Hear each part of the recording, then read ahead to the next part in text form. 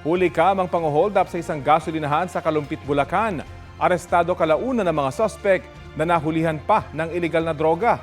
Balitang hatid ni Marisol Abduraman. Nakatakip ng mukha at nakasuot ng jacket ang mga lalaking ito nang pumasok sa cashier's booth sa isang gasolinahan sa Kalumpit, Bulacan.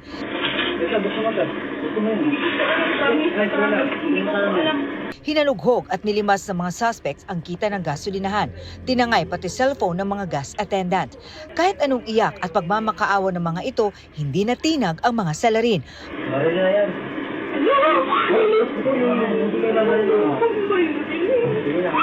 Mabilis na tumakas ang mga suspect, tangay ang mga ninakaw. Ang krimen, umabot lang ng 5 minuto. Agad namang nakahingi ng tulong sa mga pulis ang mga biktima. Huli sa hot pursuit operation ang mga salarin. Na-identify po namin kung saan pumunta. Dahil doon sa cellphone na nakuha, natangay doon sa biktima, natuntun po namin kung saan yung exact location, kung anong barangay. Ayon sa Kalumpit Police, nagpanggap ng mga nagpapagasolina ang mga suspect. Ang grupo nila ay 6 po sila. So lahat yan na nandito sa bayan ng Kalumpit ay na-aresto natin.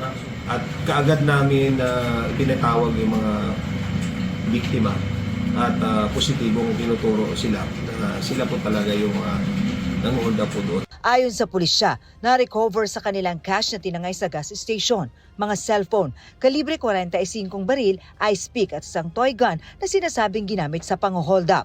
Nakuha na din sila ng mga sachet ng hinihinalang shabu. Nalalaan mo ng pangalan ng Marisol Abduraman, nagbabalita para sa GMA Integrated News.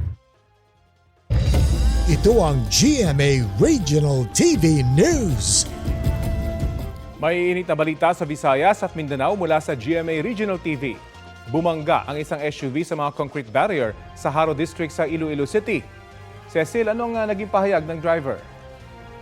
Rafi, nakaidlip daw ang driver nang mangyari ang insidente.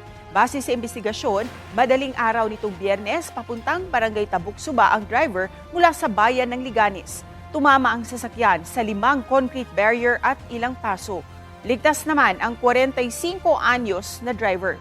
Ayon sa Traffic and Transportation Management Office ng lungsod, ika-6 na itong insidente sa lungsod kung saan may bumanggang sasakyan sa mga barrier.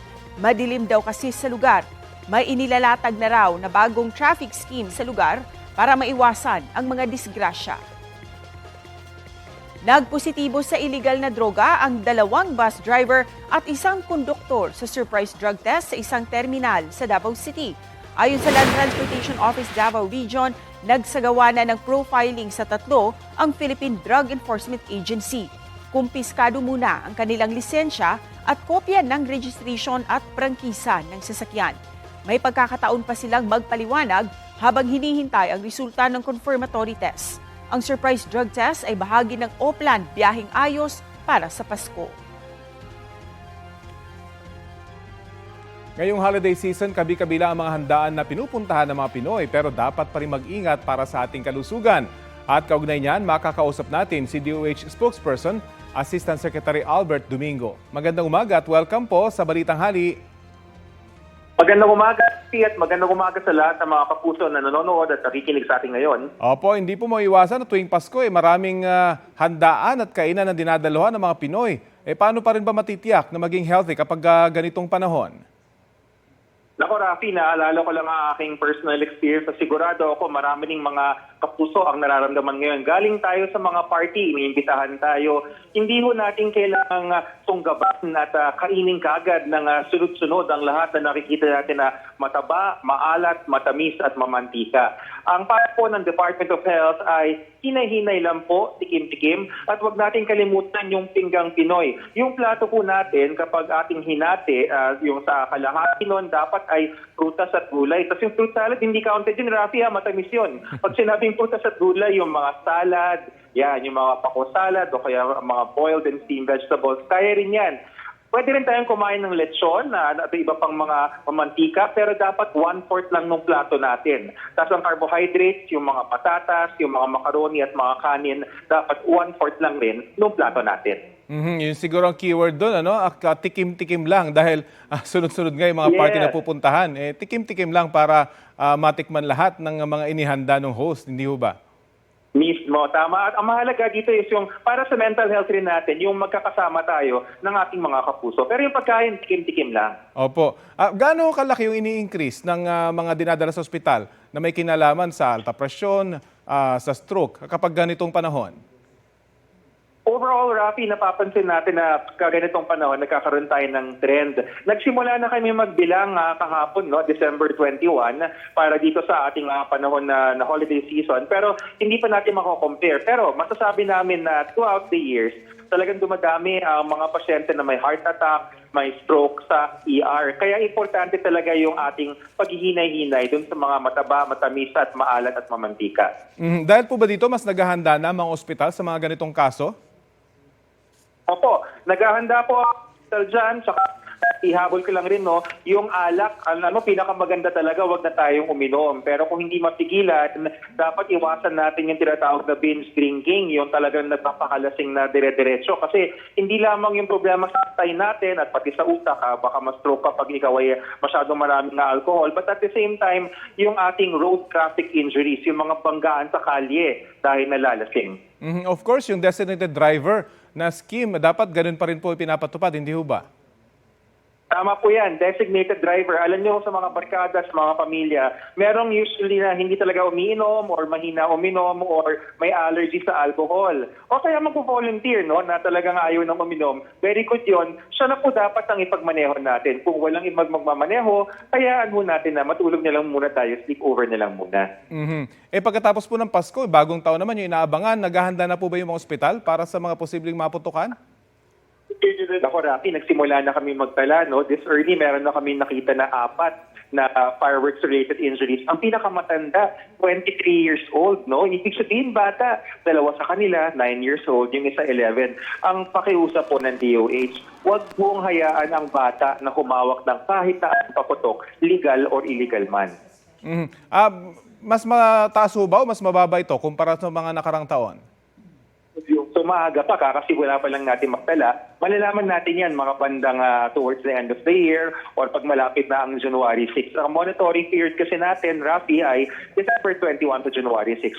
Maaga pa, may pagkakataon tayo na panatilihing mababa ito. Ayan, nasa inyo pong pagkakataon para muling magpaalala sa ating mga kababayan, lalo na't may mga paputok na mga bago, yung mga hinahagis lang, hindi na sinisindihan eh. Ano pong paalala ng DOH? Yes, Rafi, no? Sa panahon ngayon, una po, bati po ang DOH sa maligayang Pasko sa lahat. Nag-ating gawin na ligtas ang Christmas natin. Iwas patok na host tayo, baka legal man or illegal, mas maganda yung community fireworks na gagawin natin. Ikalawa, yung tamang pagkain, yung ating healthy diet, dapat sigurado tayo na tikin lamang, huwag mong sobrahan yung maalat, matamis, mataba at mamantika. At pinakahuli, yung healthy. Mag-helmet po dahil ang mga helmet at seatbelt sa mga nakakotse ay nakakaprotekta habang tayo ay pupunta na sa ating mga probinsya. Okay, maraming salamat po sa oras na ibinahagi niyo sa Balitang Hali. Maraming salamat, Rafi, at magandang umaga and Merry Christmas! Merry Christmas po. Yan po si DOH spokesperson, Assistant Secretary Albert Domingo.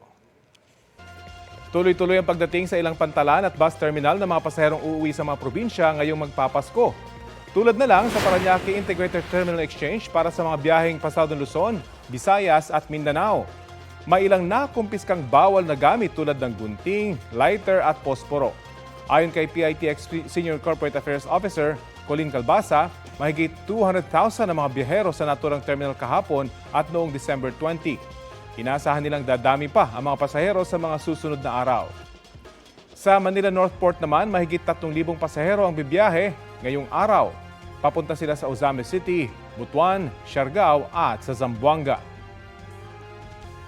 Ngayong holiday season, isa nga po ang karning baboy sa mga hindi mawawalang ingredients sa handaan. Kaya patuloy ang pagpapatupad ng maximum suggested retail price dyan ayon sa Department of Agriculture. Ayon sa kagawaran, 370 pesos ang MSRP sa kada kilo ng liempo, habang 330 pesos sa kasim at pigi. Sa Marikina Public Market, mas mataas ng 20 pesos hanggang 30 pesos ang presyo kesa sa MSRP dahil mahal daw ang kuha ng mga retailer sa supplier. Ang kada kilo ng liempo ay binibenta sa 380 pesos hanggang 400 pesos. Ang kasim, 340 pesos hanggang 350 pesos. Nananatili ring mataas ang pata at ribs na 330 pesos ang pinakamababang presyo kada kilo. Mahigit isang linggo na lang, sasalubungin na natin ang bagong taon. Nag-inspeksyon na ngayong umaga ang Philippine National Police sa mga tindahan ng paputok sa Bocaue, Bulacan. May ulat on the spot si June Veneracion. June?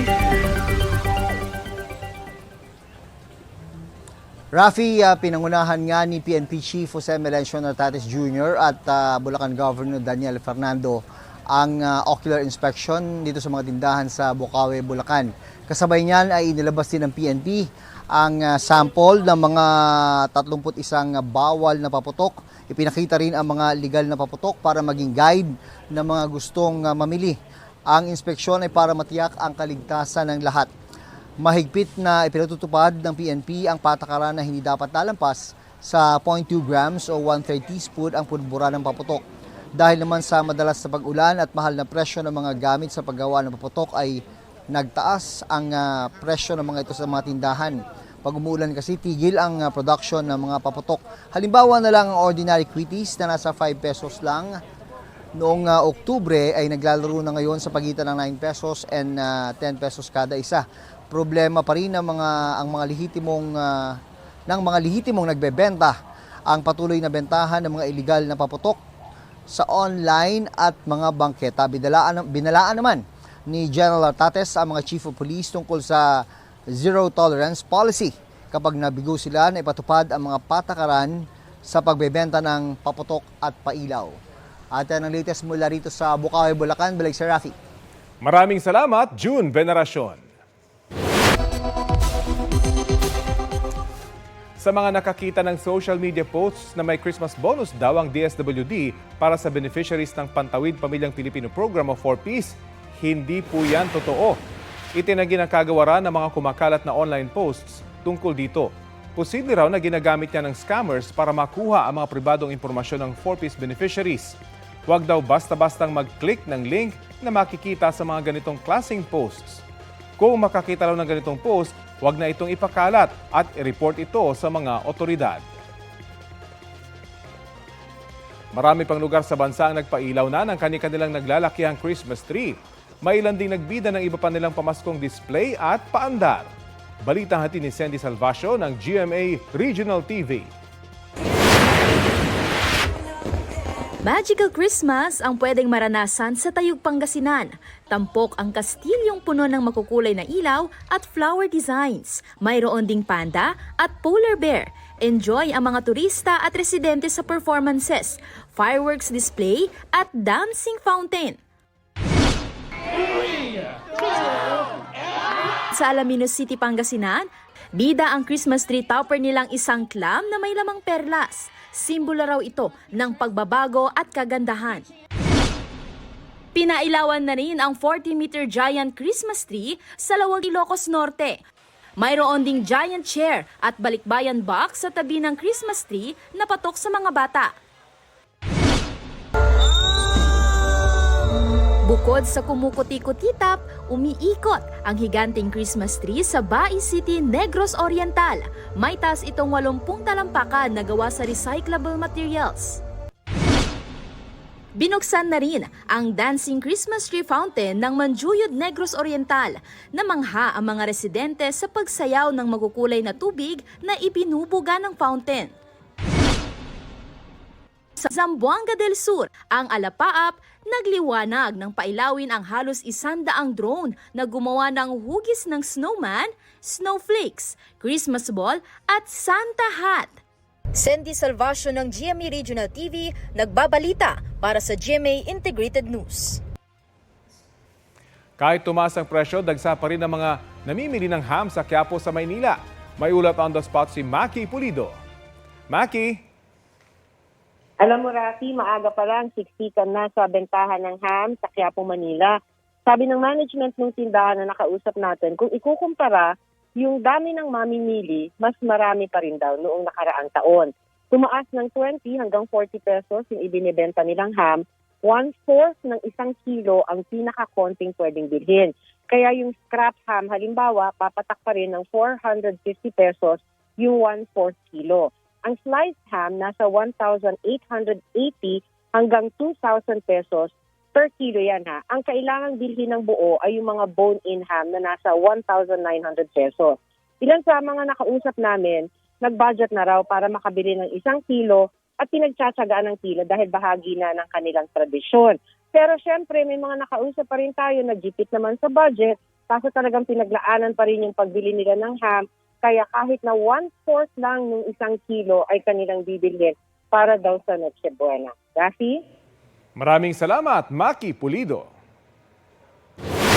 Samantala, pinapayagan ng muling dumaan sa EDSA ang mga provincial bus ngayong holiday season. Papayagan sila tuwing off-peak hours o alas 10 ng gabi hanggang alas 5 kinaumagahan ayon sa MMDA. Simula naman sa bisperas ng Pasko hanggang January 2, 2026, 24 oras na silang pwedeng dumaan sa EDSA. Ang mga galing Northern Luzon hanggang sa mga terminal sa Cubao, Quezon City, pwedeng magbaba ng pasahero. Ang mga galing Southern Luzon naman hanggang Parañaque Integrated Terminal Exchange at sa Pasay Terminals pwede mag-drop off ng pasahero. Ayon sa MMDA, layo nitong mapabilis ang pagdating at pag-alis ng mga bus sa mga terminal na bibiyahe ngayong holiday season. Sa iba pang balita, inalala ng Kamara si Antipolo City 2nd District Representative Romeo Acop na pumanaw sa edad na 78 nitong Sabado ng gabi. Naka-half-staff ang watawat sa Kamara bilang pagluluksa sa pagpanaw ni Acop. Ipinagdasal din si Acop na kapwa-kongresista bago magsimula ang sesyon ngayong araw.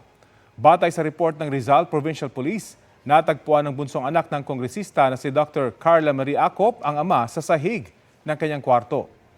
Si Acop ay isang abogado at retiradong Police General na nagsilbing Antipolo 2nd District Representative mula 2010 hanggang 2019 at 2022 hanggang sa kanyang pagpanaw. Siya ay naging Vice Chairman ng House Quad Committee na nag-iimbestiga noon sa mga illegal na pogo sa bansa, pati sa war on drugs ng Administrasyong Duterte. Bilang dating Vice Chairman ng House Committee on Good Government and Public Accountability, isa rin siya sa mga bumusisi sa confidential funds ng Office of the Vice President at DepEd. Kasama rin siya sa prosecution team sa impeachment case laban kay Vice President Sara Duterte.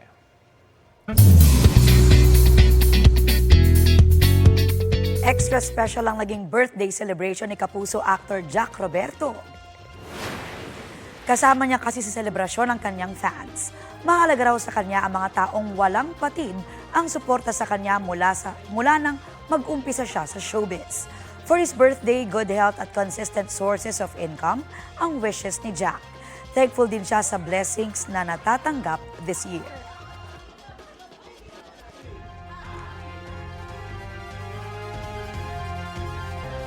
Libo-libong tao ang nag-ala Santa Claus at tumakbo sa Madrid, Spain. Ready, get set, ho, ho, ho! Yan ang annual charity run ng humanitarian organization na Red Cross. Imbis na sakay ng sleigh, sama-sama nilang pinuno ang kalsadang yan papunta sa finish line. Nag-ala little helpers naman ang kids, suot ang kanilang elf costume. 3 araw bago ang Pasko, may mga humahabol pa sa pagbili ng panregalo sa Divisoria sa Maynila. Kumustahin natin ang sitwasyon dyan at may ulat on the spot si Dano Tingkungko. Dano? Rafi, yun yung kwento sa atin nung ilang mga namimili dito kanina. Nung pagdating daw nila mga bandang alas 9, alas 10, halos maaliwalas pa daw dito sa paligid at wala pa raw gaano karaming tao. Yun yung inasahan nila dahil Lunes ngayon, karaniwang araw ng trabaho, hindi naman talaga araw ng pasyal. Pero pagsampa daw ng mga alas 11, bigla daw silang nagulat dahil bigla daw buhos yung dami ng mga tao. Kung saan galing, hindi raw nila malaman kung saan at biglang buhos daw dito. At sabay-sabay, ayan na, namimili at naghahabol ng mga pangregalo ngayong magpapasko. Chinek natin yung kanilang mga bayong, sabihin na lang natin mga 20-30 piraso na mga damit, laruan yung kanilang mga nabili. At yung budget daw nila dyan, tig 1,000 piso lang daw. Yon ang sinasabi nila, ang isa sa mga dahilan kung bakit dito sila sa Divisoria namimili, dahil sigurado sila at garantisado raw na mura yung kanilang mga pinamimili at nakikita daw nila mismo, nasasalat daw nila mismo yung produkto bago nila ito mabili. Bagamat yung iba, aminado, mas mura nga naman sa online shopping. At yung online shopping kasi, yun yung inirereklamo ng karamihan sa mga nagtitinda dito. Kaya nagrereklamo sila na nitong mga nakaraang linggo, medyo naging matumal daw talaga yung bentahan dahil marami daw yung mas pinili na yung online shopping. Pero, ang sinasabi nila, ang bentahe daw kung dito nabibili, quote-unquote, sabi nung isa, isang paguran na lang. At hindi na raw kailangan magsugal pa ng bibilhin dahil mismo makikita mo na in person kung okay yung bibilhin mo at kung hindi mo naman gusto, pwede mong palitan ng iba on the spot. Hindi katulad ng online na kailangan mo munang hintayin tapos kailangan medyo magdasal ka ng konti kung tama ba yung darating sa'yo na in-order mo. Sa mga oras na ito, kung Rafi, para dun sa mga kapuso natin na may planong mamili dito sa Divisoria, kung makikita ninyo sa akin likuran, handa-handa na kayo ng konting pasensya dahil medyo siksikan na dito. Simula dito sa may bandang Ilaya, dire-diretso na yan hanggang dun sa mga tiyanggian dun sa loob. Sa mga gusali naman dito, medyo maluwag-luwag yan, partidang, pero ngayon yan. Mamayang hapon, inaasahan, gaya ng kwento sa amin ng mga ilang nandito, karamihan daw kasi dun sa mga namimili, medyo hapon daw dumarating dahil gusto na nilang sagarin hanggang gabi yung kanilang pamimili. Kaya asahan daw na habang lumalaon ang maghapon, mas lalong darami yung mga maghahabol na mga bibili ng pangregalo ngayong Pasko dito sa bahagi ng Divisoria. Rafi. Maraming salamat sa iyo, Dano Tingkungko. Ito ang GMA Regional TV News. Patay ang isang pedestrian at nakabangga sa kanyang motorcycle rider sa Narvacan, Ilocos Sur. Base sa investigasyon, binabaybay ng rider ang National Highway sa Barangay Sulvec nang masalpok ang 65 taong gulang na pedestrian. Walang malapit na pedestrian lane sa lugar kung saan nangyari ang aksidente. Sa lakas ng impact, tumilapo ng dalawa at nagtamo ng sugat sa iba't ibang bahagi ng katawan. Dinala sila sa ospital pero hindi na umabot ng buhay. Wala pang pahayag ang kaanak ng mga nasawi. Sa Bantay, Ilocos Sur naman, nagkarambola ang isang kotse, tricycle at motorsiklo sa National Highway sa Barangay Puspus. Ayon sa investigasyon, papalabas sa National Highway ang tricycle nang masalpok ito ng paparating na kotse. Nadamay ang motorsiklo na kasunod ng kotse. Sugatan ang rider ng motorsiklo at tricycle driver. Ligtas naman ang driver ng kotse. Wala pang pahayag ang mga sangkot sa insidente.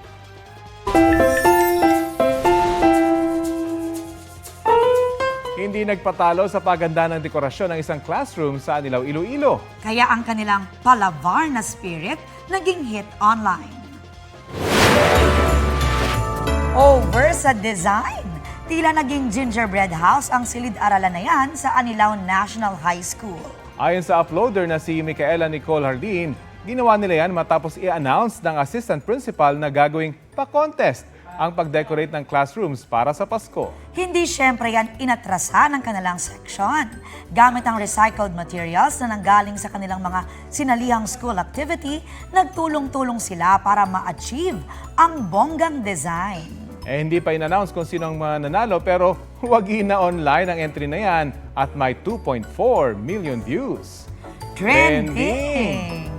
Ganda, effort. Oo nga naman. Bida-bida siguro yung mga estudyante sa class na yan. Ano? Tsaka Pasko naman talaga, kailangan bonggahan.